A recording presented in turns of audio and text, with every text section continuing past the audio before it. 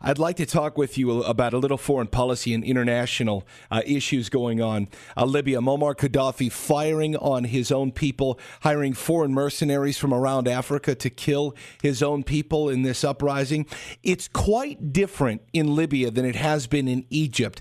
Can you address these situations, what your take is on them, and how they affect the United States?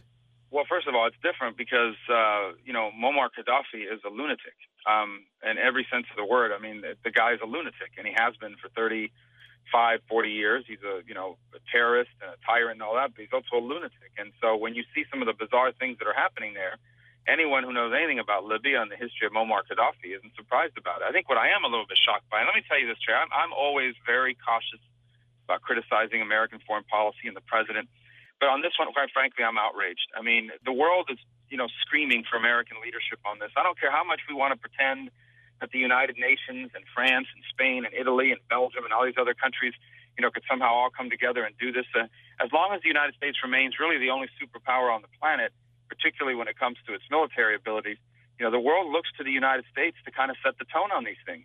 And the United States is basically saying, well, we're going to send the Secretary of State overseas, and she'll be there in 5 days to meet with some people and talk about what we're doing. Meanwhile, Libyan aircraft are strafing civilians on the ground.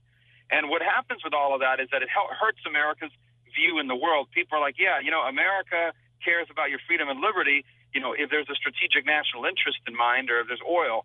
But since since Libya is not a strategic national interest right now, the U.S. couldn't care.